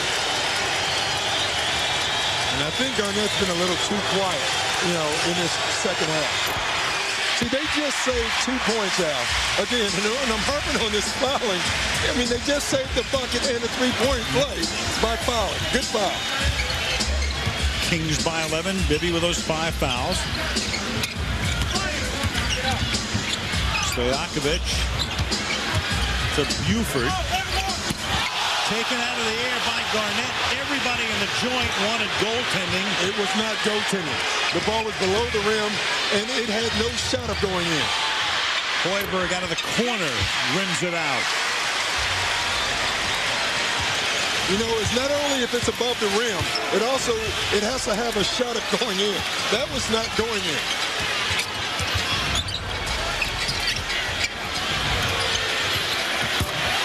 Buford. Woo! Party pip. 7 points for Buford. Again, this is a guy who doesn't get out of his sweatpants if Peeler doesn't get thrown out of the game.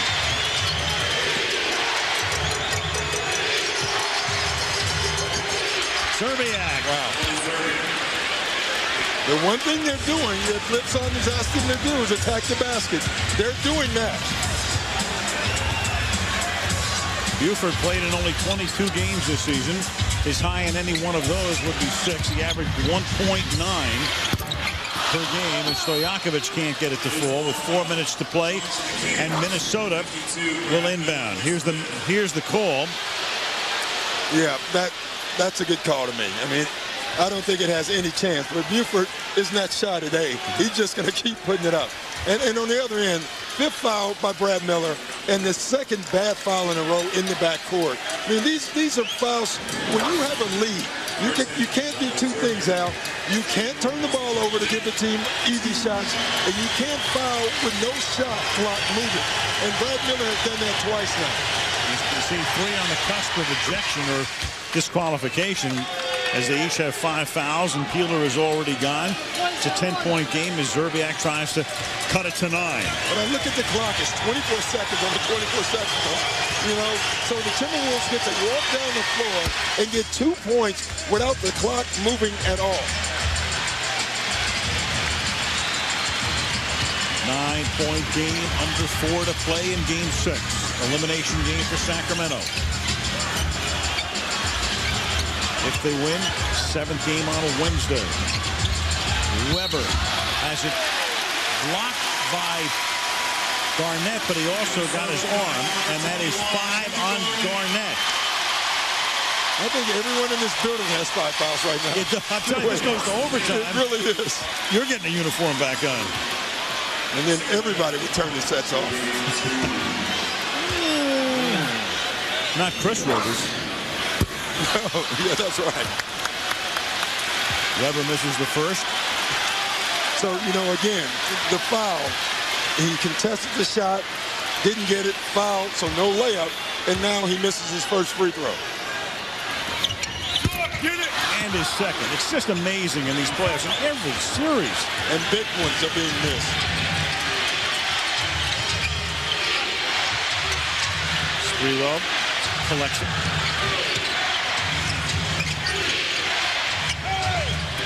Serbiak all the way. Too hard, but Garnett is there to jam it home and make it a 7-point differential. How many layups or dunks have the Timberwolves have? I bet of their last 6 shots, they've all been point-blank layups.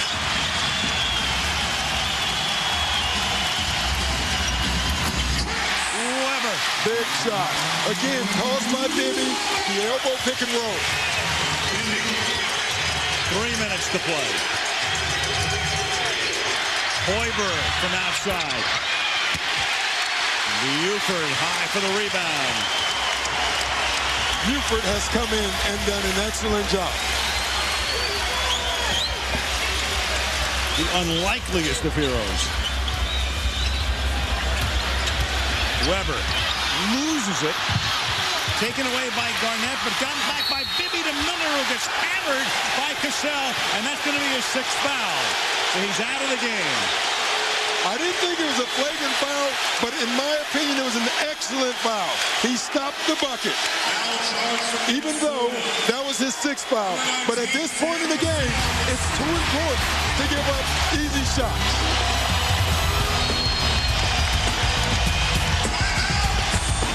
.232 to go. Sacramento by 9. Cassell got it.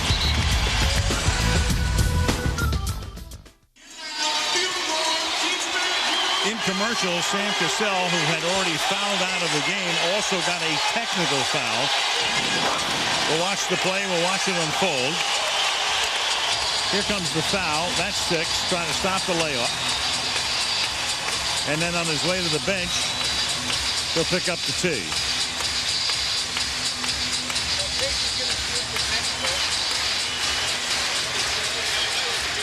Yeah, I mean, really, the Timberwolves are not acting like a team right now that won the West, you know, because little things like the Garnett thing with Peeler and this Sam Cassell thing right here, you know, this game is not over. Maybe they're looking at the clock thinking it's over and they have a game to give, but you got to keep your composure in playoff series, and right now they're not doing it. Now, Sam probably was thinking, I'm already out of the game, so it's not going to matter. But, you know, a 10-point lead in this series has not been that safe. Well, you can't think that way. You're right. I mean, you get thrown out of the game, you don't give up another point. Exactly. Stojakovic made the technical. Miller's at the line for 2. Miller now has 15 points. He's 5 of 5 and make it 6 out of 6 from the line. It's a 12-point game. Miller has not missed a shot today. He's 5 of 5 from the field, 6 of 6 from the free throw line. But think about it, Al. The foul that Sam committed, he committed it to avoid a what? A 3-point play. By giving up the tech, he gave a 3-point play. Exactly. 99-87 Sacramento. Coming up to the 2-minute mark.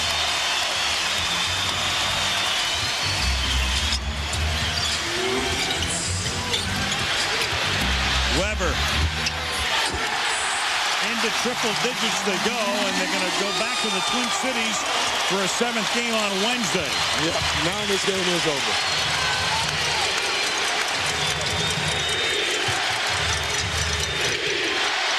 Serbiak.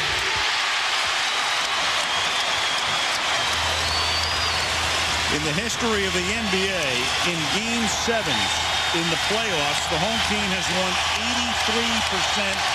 83% of the time. That's 5 out of every 6 games.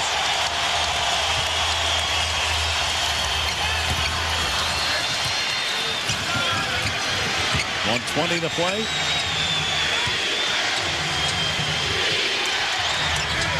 Cassell. Stojakovic.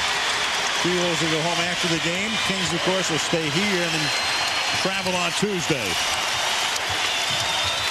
And the Lakers will get a couple of extra days off, too, because now the West won't open until the finals won't open until Friday, either in Minnesota or in L.A. if Sacramento wins this series. You know, Al, Mike Bibby was great in this game. But I think two guys who stand out to me is, in the first half, Doug Christie. He was aggressive offensively. He was great defensively, and he gave him energy. And in the second half, Brad Miller was an irritant. You know, he started it more in the first half. But to me, Brad Miller did in Game 6 what Mark Madsen did in Game 5. He did all the dirty work. And that, to me, was the difference in this game. The Kings stood up and played physical, played with energy. And to me, this is a Brad Miller game. And he's the reason they're going to Game 7. Brad Miller is pitching a perfect game. He is 5 of 5 from the field. He is now 7 of 7 from the free throw line. He has 7 rebounds, and he finally misses one here. There goes the perfect game with 2 out in the 9th inning. Yes, a single. And also, how about a few kudos for one Rodney Buford. Yes. Off the bench when Peeler got ejected, hit a big 3, hit another big 2. Stojakovic now, and this is just frosting on the cake. It is, Al, but every time Stojakovic scores, psychologically, it's important. Stojakovic with 22 points. And now the Kings can just run the clock out. And the crowd can exult. And this series is going to go to a Game 7.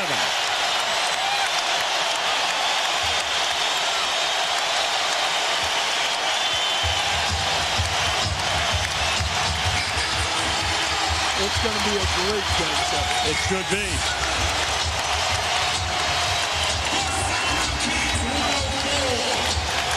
So now the angst goes back to Minneapolis. There's angst all over this series. Yes, it is now, for sure. Game 7. They'll play it on Wednesday. Kings win by 17.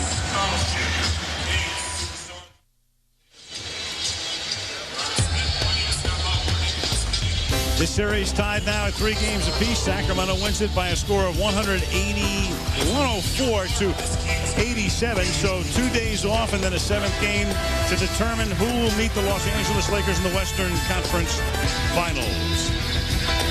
Except on the West Coast, World News Tonight Sunday, or your local news over most of these ABC stations. Now this is Al Michaels with Doc Rivers, Michelle Tafoya, and our entire ABC crew saying so long from Sacramento.